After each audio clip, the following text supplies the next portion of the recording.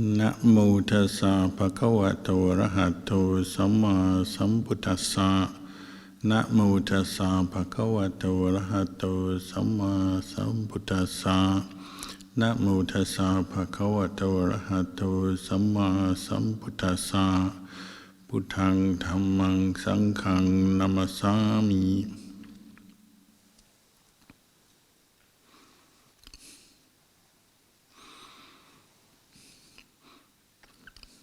Blessings, good evening.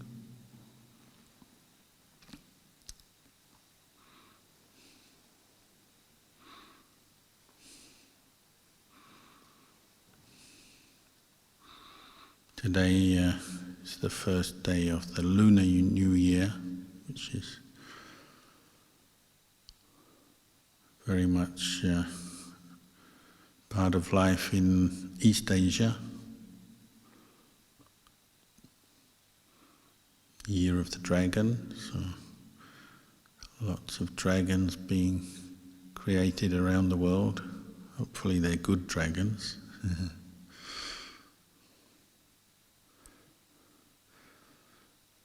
And that's what humans do. They take occasions such as Lunar New Year and make it into a festival, celebration, party, event, maybe even a commercial event to make some money.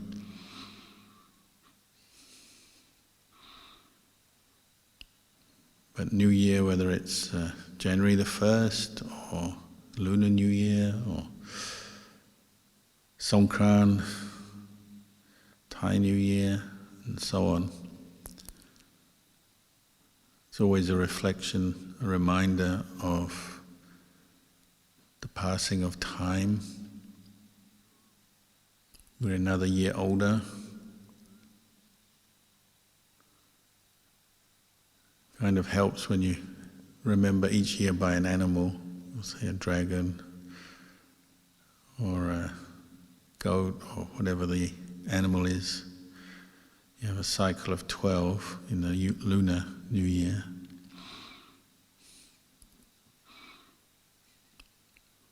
But the thing is, time keeps rolling on as we get older. It doesn't wait for anyone.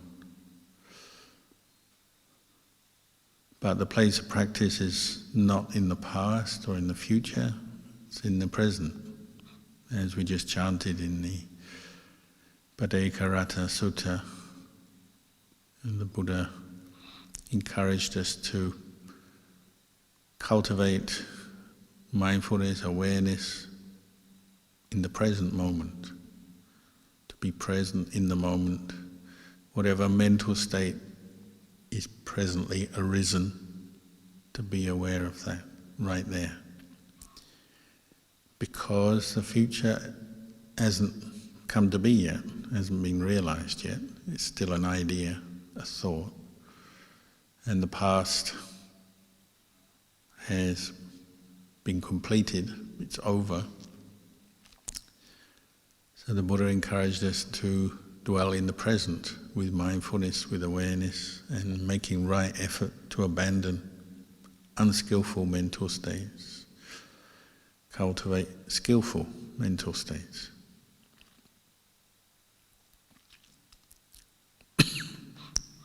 The only place we can make good karma or make merit is in the present moment.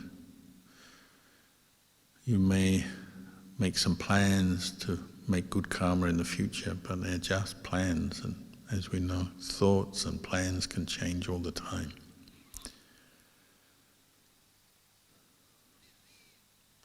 When we bring our mindfulness, composure, awareness and understanding to the present moment, then we're making good karma right here, right now. We don't have to put so much emphasis on planning and what our goals are and our aims are for this coming year, the new year. Some people are really into astrology. They think, year of the dragon is going to be a successful year, I'm going to do this, do that, complete this, complete that. But more importantly is what are you doing right here, right now? Because it's what mental state is arising right here, right now. That's the important thing, whether it's skillful or not, whether it's good or evil, wholesome, unwholesome. And the wholesome is to be abandoned, and the unwholesome is to be abandoned, and the wholesome is to be cultivated.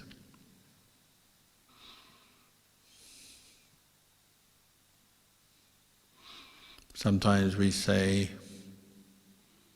encourage people to come to the monastery often, to hear the Dhamma, to make offerings, to volunteer, to be in a peaceful place, listen to the teachings.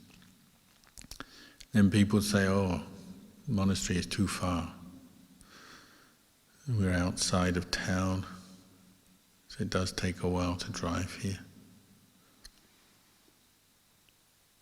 But actually, where is the monastery? If you think about it, the monastery is in your own heart, isn't it? In your mind, in your heart. Physically, you can be here in the monastery, but your mind can be miles away, thinking about other places, thinking about the future, the past, or just distracted from the present moment. Or you could be at home, but your mind could be in the monastery.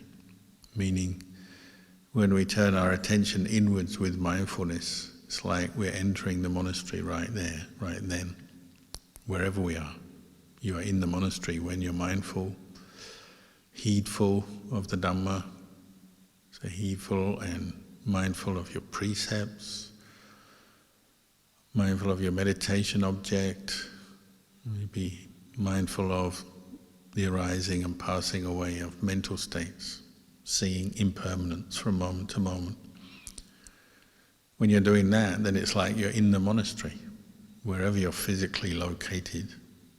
You're at home, you're at work, traveling, or in the actual monastery. The important thing is, where is your mind? And when we turn our attention inwards to the mind, then we enter the monastery, as it were. So if you're thinking, oh, I would like to go to the monastery, but it's too far, well, just establish mindfulness in the present moment. Breathe in, breathe out mindfully, and you're in the monastery. With that, accompanying that, we have the understanding of wholesome karma, unwholesome karma. So acting accordingly when we're mindful. So if you're in the monastery, you tend to be behaving at your most mindful, your most heedful, because the monastery is conducive to that, the physical monastery. There's not a lot of entertainment. We don't have fireworks or dragon light shows for Chinese New Year. All we have is a quiet place where you can be mindful and reflect on the Dhamma and what the Buddha taught for the ending of suffering, for cultivating the path, knowing dukkha, abandoning the causes of dukkha, these unwholesome mental states that bother us. And that's what you're doing in a monastery. You're careful of what you say, what you do. You're watching your mind more. But actually, if you're at home and you're still doing that, then it's as if you're still in the monastery.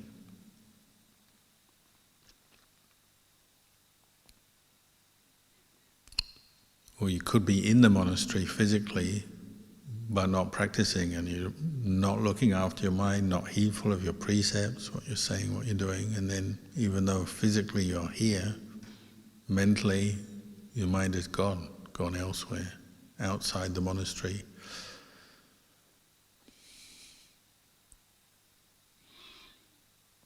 So in the end, whatever the occasion, whether it's Lunar New Year, beginning of the year, middle of the year, end of the year, whatever the location, you're at home, you're in the monastery, you're at work, you're traveling.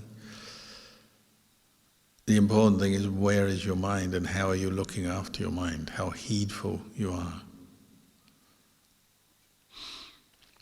So this is why the encouragement is always to bring attention back to your body and mind in the present moment, to bring up mindfulness, pay attention, to know what you're thinking, what you're saying, what you're doing. And from that you get this timelessness. When you're mindful, using the breath, for example, mindful of one breath in, one breath out, and that moment you're with the Dhamma, your mind is with the timelessness of nature. If you're truly mindful, you're not lost in thoughts about when is this going to happen, when am I going to do that, what about this, what about that, worries about the future or hopes and expectations about the future. And you're not stuck in the past. Even if memories arise, you're not stuck there. You're putting them down, letting them go, as we chanted in the Patekarata Sutta, and you're dwelling in the present moment. So you know a memory as just a memory of the past, but you're not stuck or fixed in your mind. Why did this happen? Why did that happen? This was good, that was bad. Why did the good things fade away? Why did the bad things stay with me? Depending on how unskillful you are in your thinking, the past can be a real burden, can't it? A lot of our sense of self is based around the past and how we think about the past, our attitude towards the past. If you feel that there's some part of your self is not well developed, or you're somebody with bad luck, or you're somebody who's always making mistakes, or things don't go your way, then you'll look for that in your memories, because it will seem to justify or back up that view. If you're feeling you're somebody with bad luck, or your life has not been going well, especially when you're more depressed, negative, it's because you keep dwelling on those kind of thoughts, those perceptions, those memories. So you'll look for them. You'll remember the things that went wrong more often than the things that went right. You'll notice the things that go wrong more often than the things that go right.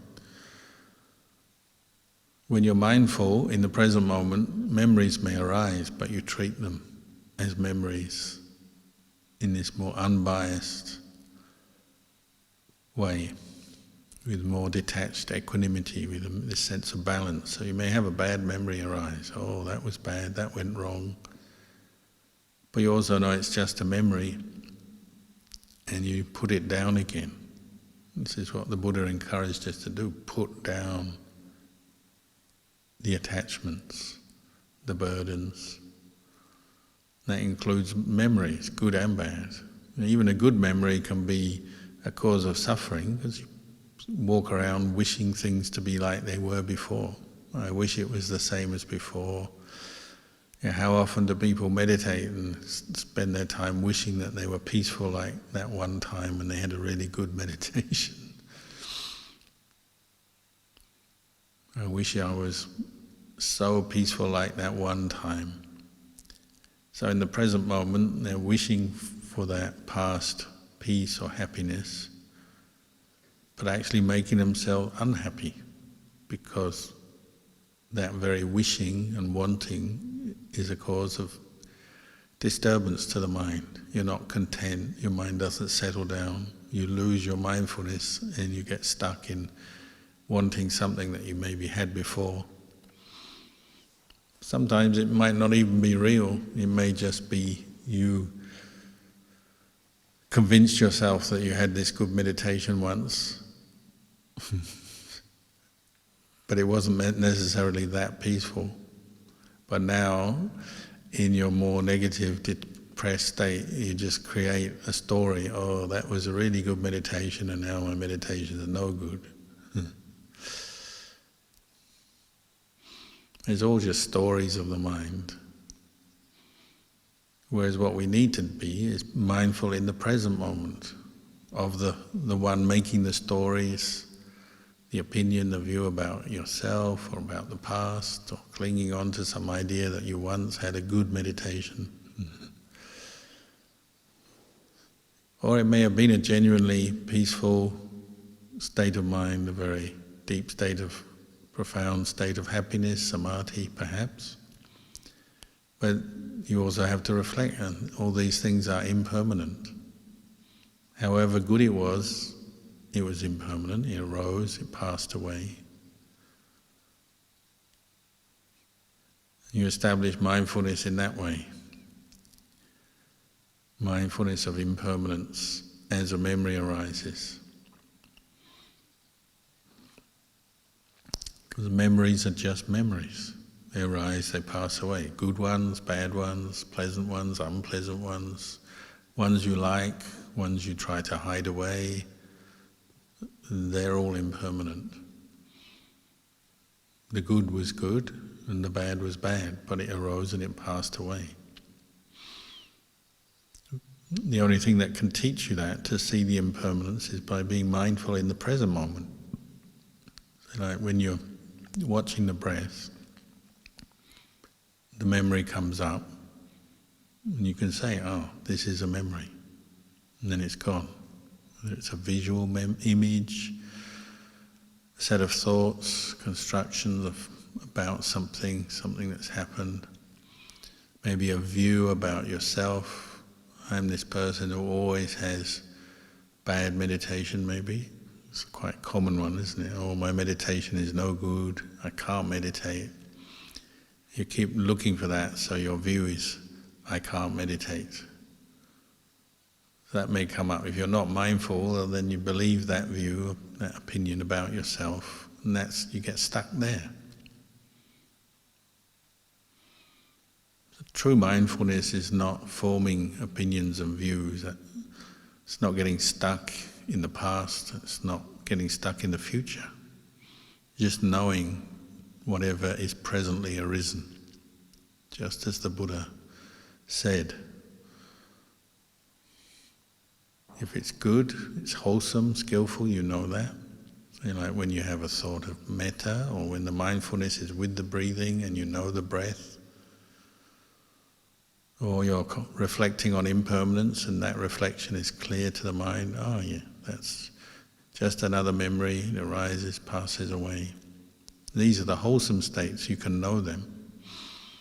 The unwholesome states, you have to know them too, but don't cling on to them, just know, oh, it's just another bit of negativity, some irritation, some aversion, some worry, some pride, some conceit, hurt feelings maybe. And when we go back to the past and get stuck in the past, we get a lot of hurt feelings. This happened, it shouldn't have happened, they shouldn't have said that, they shouldn't have done that, I shouldn't have said that, I shouldn't have done that, I'm the one who's always making mistakes, I'm the one who's always getting my feelings hurt, I'm the unlucky one.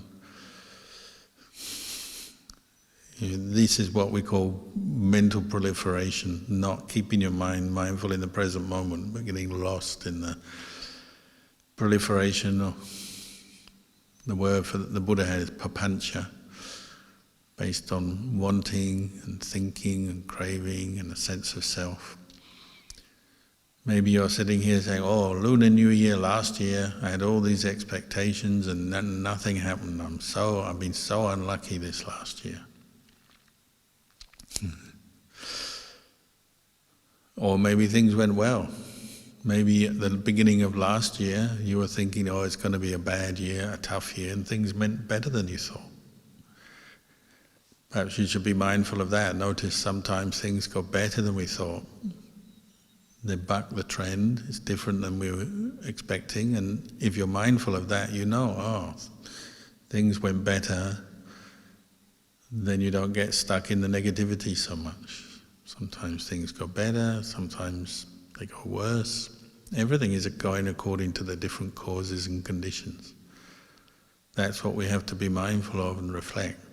But if you just get stuck in a memory and you don't put it down, well, that becomes what you believe, your view. I'm the lucky one, I'm the unlucky one. It was a good year, it was a bad year. Every year is a good year. If you're still alive, that's already a good year. You reached Lunar New Year and you're still alive, that's something to celebrate. You've still got your health, even if you have health issues, you're still alive. That's good news, good fortune. But still, we like to make things worse than they need to be. Think about ourselves, I haven't done this, I didn't do that. Or we think about people around us. Why are they still like this? They're still bad like that. They're no good. When we're not mindful, the mind just proliferates on and makes things better or worse, adding on suffering, creating suffering. When you're mindful, you just come back to the present moment, and it doesn't really matter whether it's Lunar New Year or not Lunar New Year. You're just in the present moment. You have some self-control, you're aware of what's skillful karma, unskillful karma. Like we're back in the monastery again when we're mindful. When you let your mind run away with itself, caught up into all the views and opinions, and that's like you've left the monastery and you're just back in the world, liking this and not liking that. You've lost your mindfulness.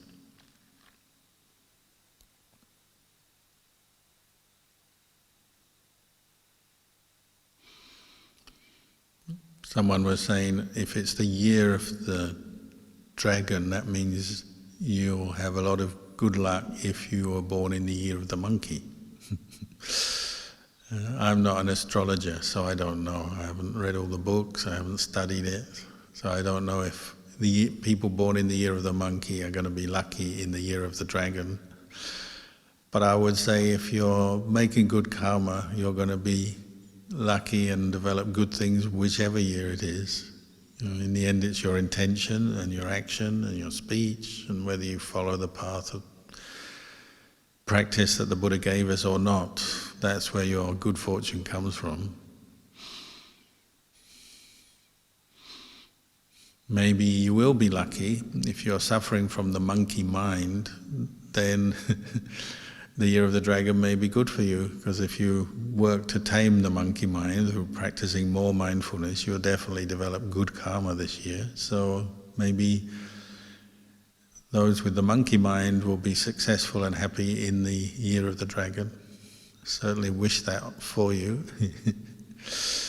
We're all born in the year of the monkey because we all suffer from a monkey mind, whatever other year you're born in, year of the rat, year of the ox. They have all the astrology to tell you what's going to happen and how good or bad it will be.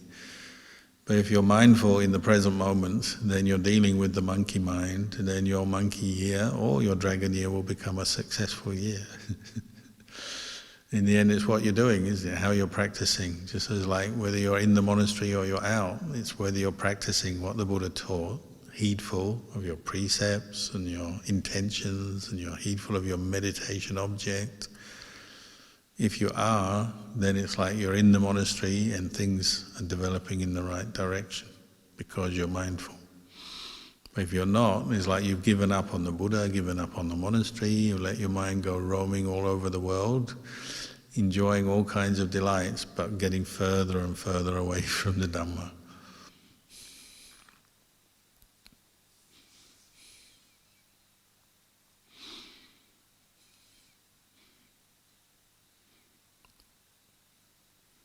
Lunar New Year, another thing is maybe just to reflect on what is the goal of the practice, what is the purpose?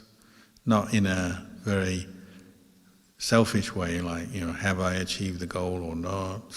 What is, all the attachments that can form around the future goals, enlightenment, samadhi, all the things you may be wishing to attain from the practice. You may be thinking, I'm going to practice and I'm going to attain this. First I'll get my first jhana, and then my fourth jhana, second jhana, third, fourth jhana. I'm going to develop my vipassana knowledge, and then I'm going to get enlightened. Maybe you have a lot of desire for the future and getting all these results. That's not what I was meaning. What I meant is just set your goal on being present in the moment with mindfulness. And out of that, progress in the path of practice will come.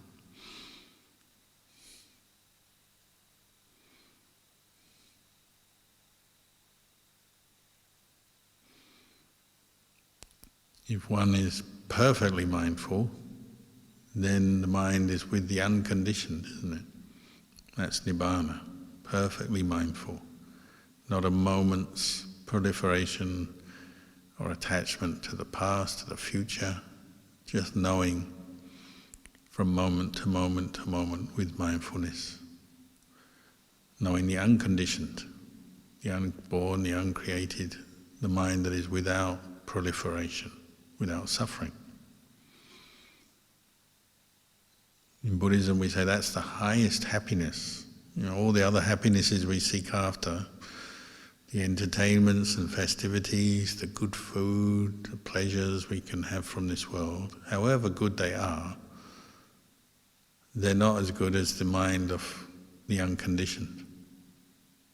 Mindfulness from moment to moment brings the mind to the highest happiness, Nibbana. Everything else pales into insignificance.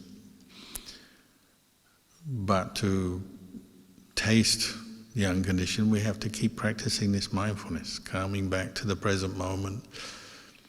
The mind that is just with the ordinary, content to being mindful from moment to moment, through the day, through the night, wherever we are, physically in the monastery, physically at home, wherever. Our aim is to bring up the mindfulness at all times. This is the way we can incline the mind towards the unconditioned more and more. And that's the highest happiness. Maybe you're planning Nibbana later in the year, doing other things first. But really, if we want Nibbana, we have to practice now, here and now. Bring up the mindfulness right here, right now.